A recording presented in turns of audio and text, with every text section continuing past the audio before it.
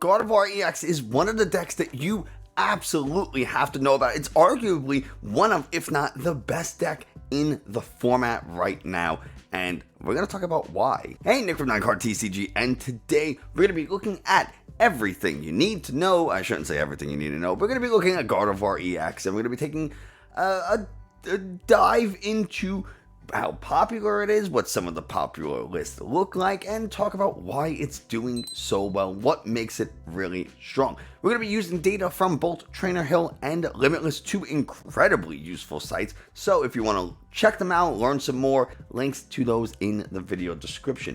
This shouldn't come as a surprise that Gardevoir is really strong, because a lot of top players are playing it, and I don't know how else to express that it's really strong aside from just the results that it's having. But why don't we go ahead and take a look at the data. The first site we're looking at is Trainer Hill, and you can see here I have a filter of applied standard format, at least 30 players from June 11th to today, which is June 25th, and it's run all organized. As you can see, I have both Gardevoir and Reversal Gardevoir highlighted, and in the last 2 weeks overall, you can see Gardevoir is the most popular deck at just under, literally 15%, and in the past 7 days, it's even grown a little bit more, 15.5%, but still the second most played. And then Reversal Gardevoir really not seeing a lot of play, anywhere between 1 and 1.5%. Not even in the top 10, not even really competing for the top 10 that much, honestly. So Rapidash Urshifu and Talion's seeing more play than Reversal Gardevoir, just to give you an idea on how little you actually see Rapidash Urshifu and Talion. So Reversal Gardevoir, not really the more popular pick. It's being played in favor of the regular Gardevoir. Now, what we're going to do is I'm going to show the same data, but from Limitless. Limitless, the data is a little different. This is all tournaments, not just for the past 2 weeks, and it's regardless of number of players. So there's no filters applied, so this is kind of like raw data right here.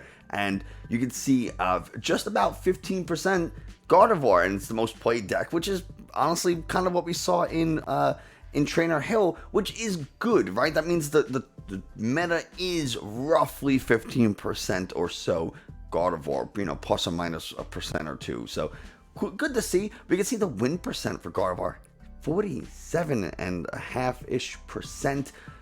Slightly losing record, honestly, and if you compare that to something like Arceus Giratina that has a 52-ish% win rate, this is all to be taken with a massive grain of salt for a couple of reasons. One, the more popular a deck is, the more chances it has to lose. Also, the more popular a deck is, people who might not be piloting it correctly, don't have really good builds, whatever, those are all getting accounted for. So, also something to consider is that Gardevoir is bugged in live. So you get these instances where maybe a bug occurs and you lose because of it, your game crashes because of it, something like that. So people aren't playing it as much. People are starting to go to other things because it's bugged in live. There's a lot of things to consider for win percent and meta share.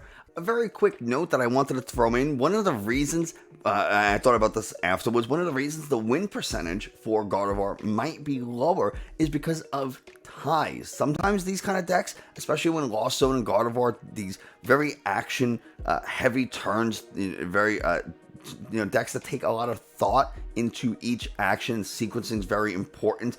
Those games can go a long time, and so they might not finish, which means you end up with ties, and those ties aren't wins, so the win percentage, right? That's just something, a very quick, Nick was editing and had a thought thing that I just wanted to throw in here, back to the regular video. I wouldn't be surprised if things like Lost Zone, Gardevoir, I would say those are probably going to be the two most played decks at NAIC.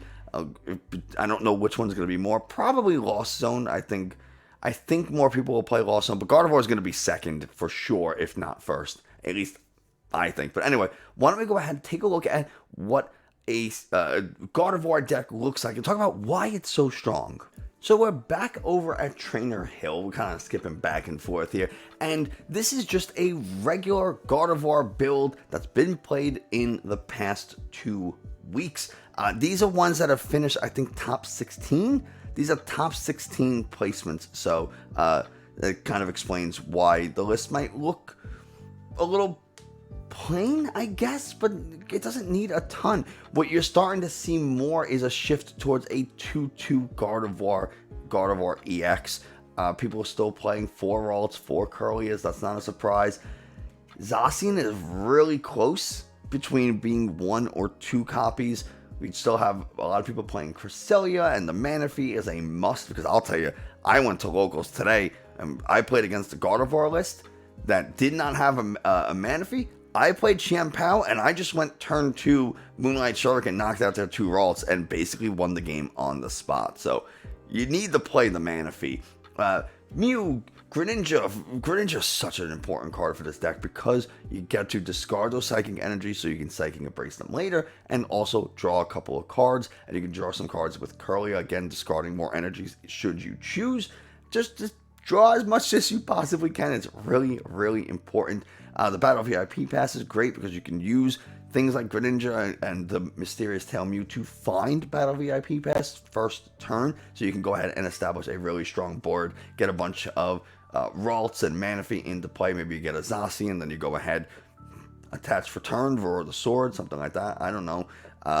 Fog Crystal, Research. Research is one of the more interesting supporters for this deck because it's played in such varied counts. Most people playing between 2 or 3, but there are a few people playing just the 1 or maybe even 4 copies of Research. So a lot of variation going on there. But for the most part, 54 cards is your common core list. So if you wanted to play Gardevoir, or you're really concerned about the Gardevoir matchup, something like that, you want to practice it, 54 cards are likely to be very similar between all the decks.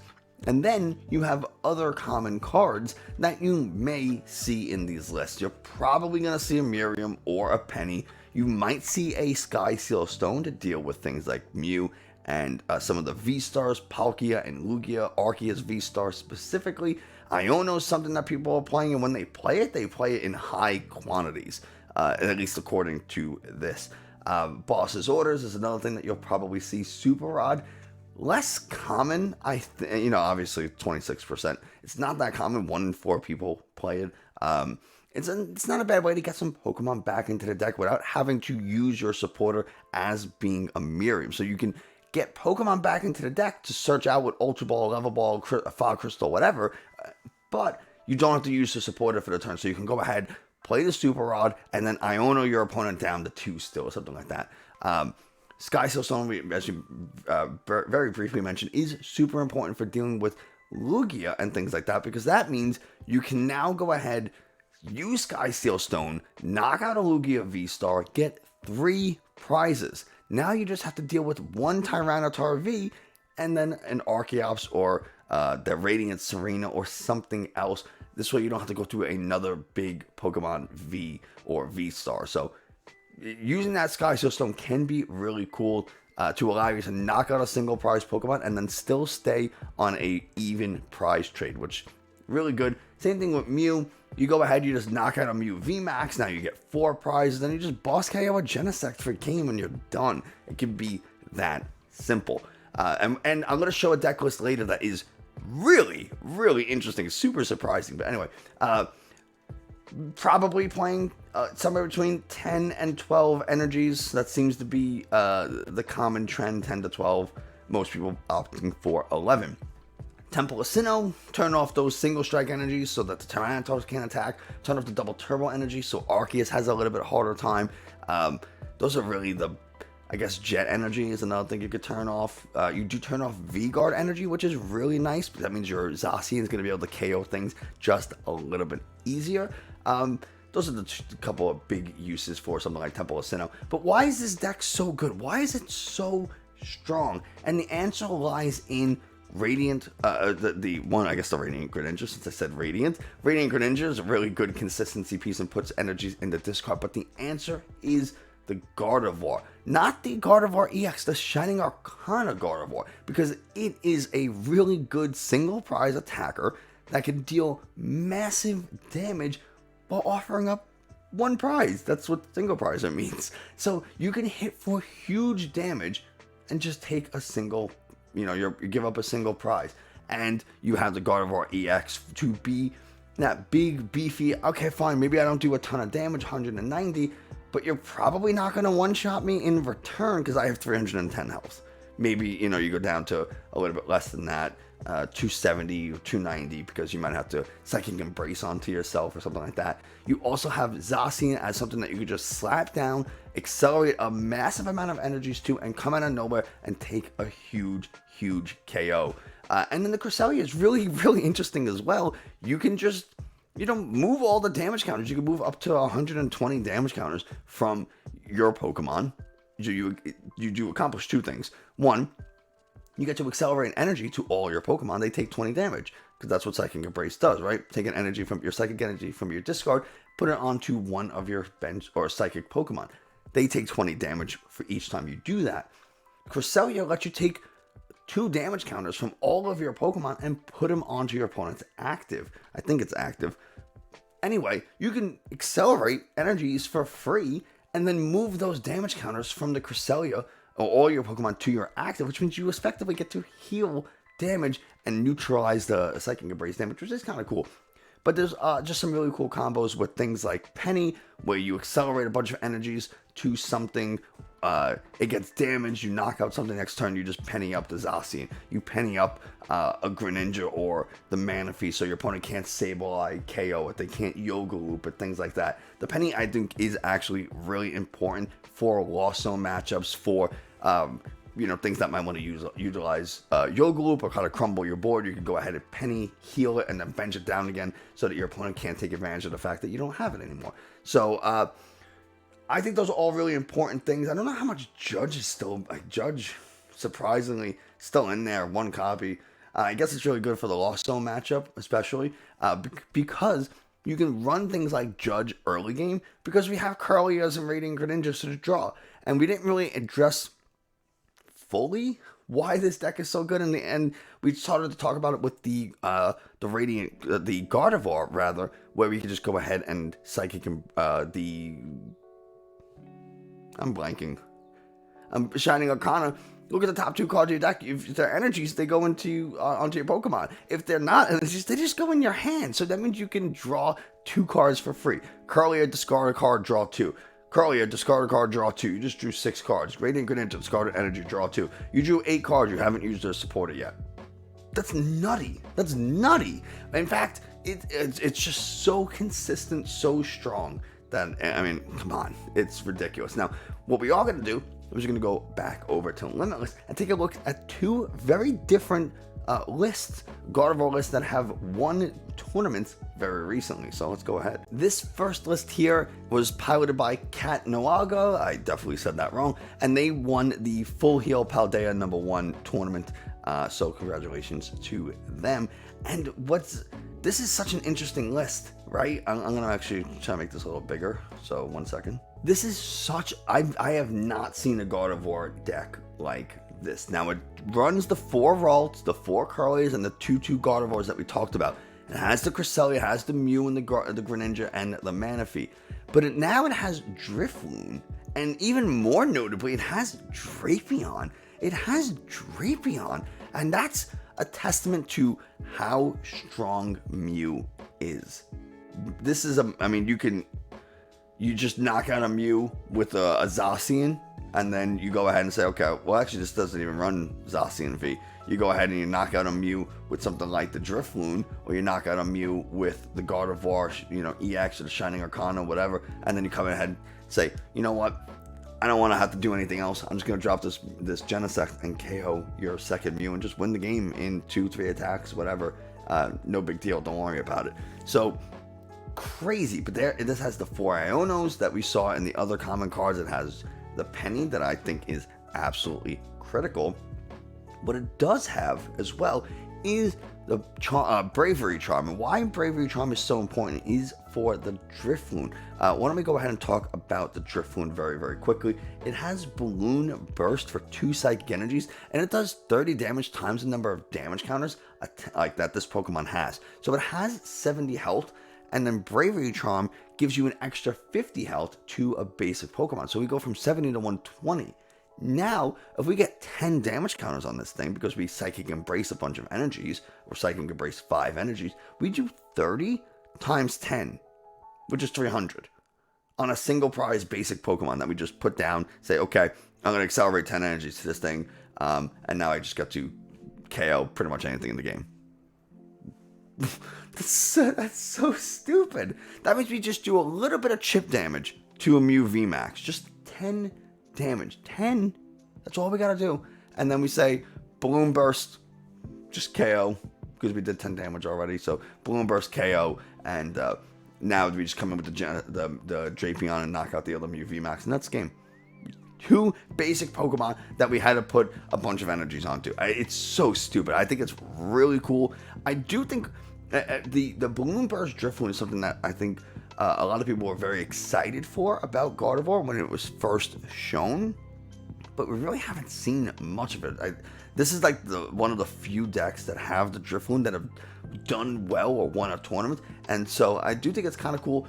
It gives a better Lost Zone matchup, because that means now you are able to attack and kind of exchange one prizes a little bit easier. I can exchange the Drifloon, the Cresselia. I can give you the couple of Shining Arcana Gardevoirs. That's 4. I can super rod them back in, so I can continue to attack with them and really only offer up those single prize Pokemon, or I can offer up something like the Gardevoir EX, big health, something you're not going to be able to one-shot super easily when I need to, and kind of wall you out that way and still do 190 KO everything consistently.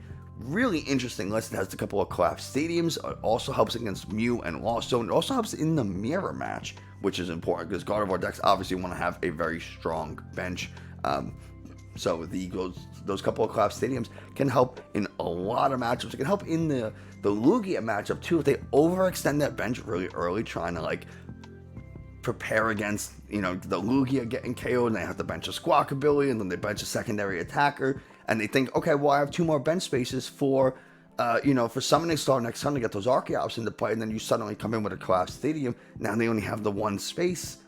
They could be in a little bit of trouble. They makes things really, really awkward for Lugia as well. So a lot of uses for collapsed stadiums. So really cool to see it in this particular build of Gardevoir. Now my face is covering, but there are 7 Psychic Energies and 2 Reversal Energies. And the Reversal Energies are crazy strong because we can go ahead and attach them to those Gardevoir, the Shining Arcana single prize Gardevoir, and just hit for huge damage super easily. It's really, really scary. I lost a game earlier today at locals to a Gardevoir. It was just such a close game. I mean, it was a very close game.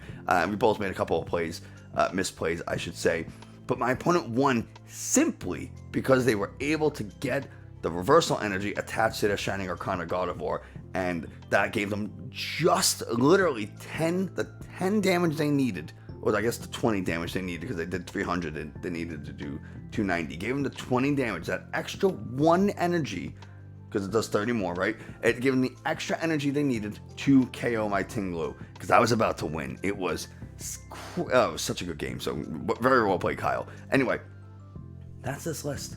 You got the Penny. If they don't knock out your Drifloon, you just pick it back up, and then you wouldn't need to, right? Because they don't knock it out, you just keep attacking. You don't need to do anything with the Penny. But the Penny's really cool for the Drapion. The Penny, in case you start it and you don't want it in the active, you just Penny pick it up, and now you could just discard it later, with Refinement or something. Or you can just keep it so they don't Echo Horn. You can pick up that Manaphy. Again, we talked about so many uses. It could be used as a pivot, it could be used defensively, it could be used offensively, whatever.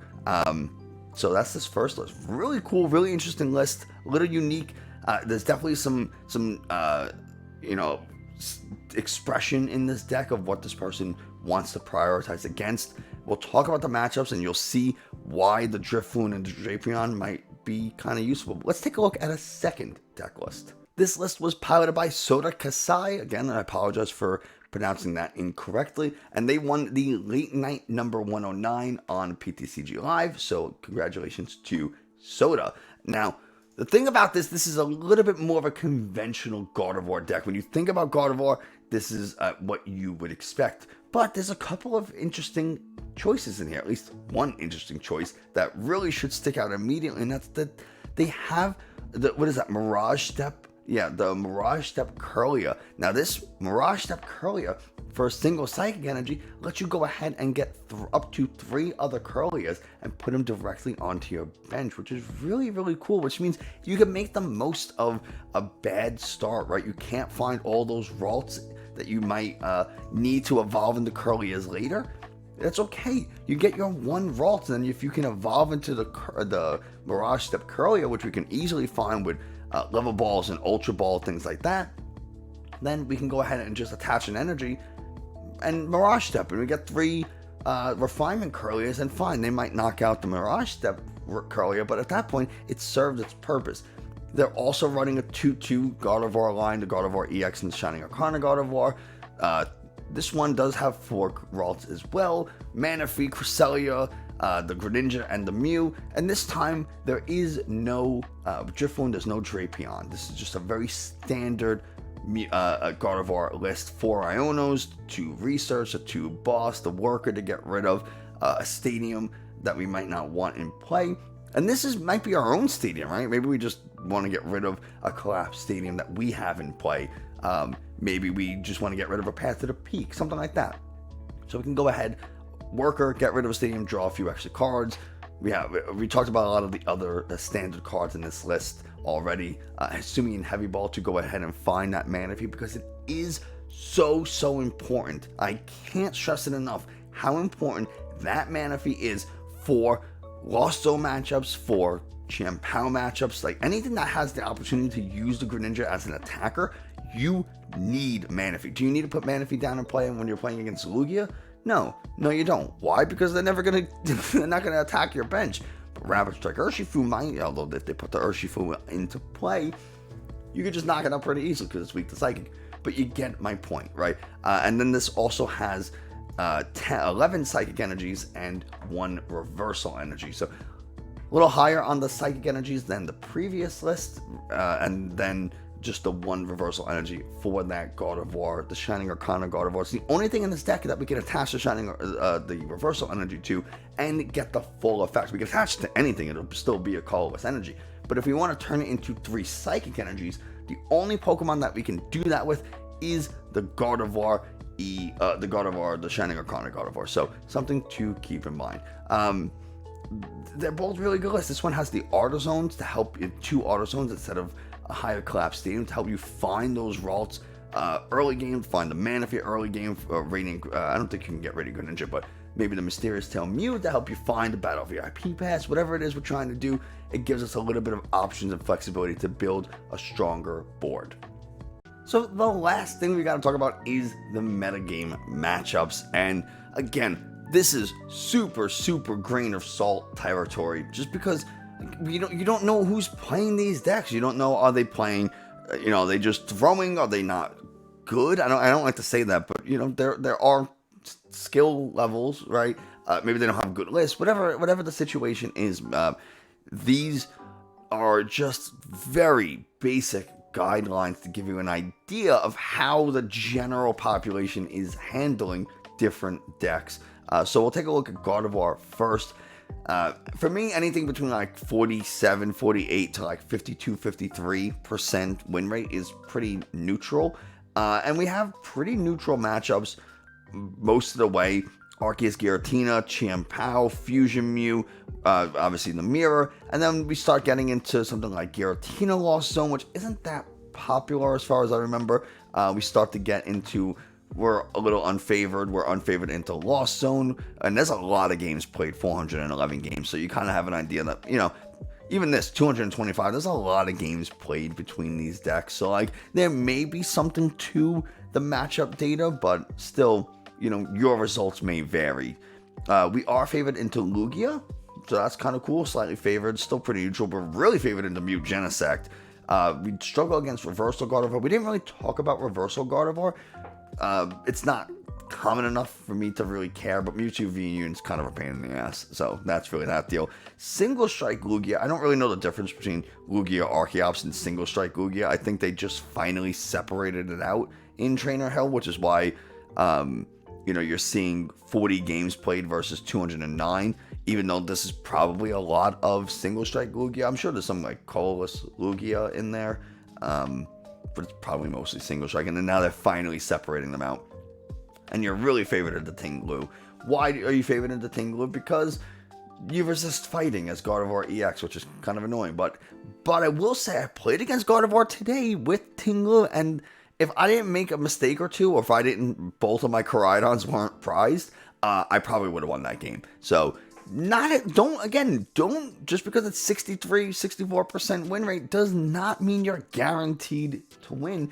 I was very, very close to winning that game, and again, a mistake or two, some unfortunate prizing, and that game gets turned around pretty quickly. So Gardevoir has some pretty decent matchups, most notably against Lugia and Mew. Tinglu, I wouldn't expect to worry about Tinglu. And then you're favored into a lot of other, you're neutral into a lot of stuff as well. You're neutral into Arceus Giratina, you're neutral into Champao, you're neutral into Fusion Mew, the Mirror, obviously, like I said before. So really, the only thing you struggle against that's like popular is the Lawso matchup. If you are playing Gardevoir, you should play against everything. Play a couple of games against Fusion Mew because you're slightly unfavored. Play against regular DTE Mew Genesect. Play a little bit against Lugia. Just so you have an idea of what game plan you should take. But really, the matchup you should be playing the most is the Lawso matchup. Play that Lawso matchup a ton, so you can really take that 41% win rate and boost it to 47, 48, and then turn it into, an unfavored matchup into a, at the very least, neutral matchup. Maybe you can't make it a favored matchup, but maybe you can make it neutral to the point where it's, okay, maybe I get lucky and go first. Maybe I want them to go first, right? So they can't hit me with Cramorant immediately and knock out my Ralts or something. I don't know.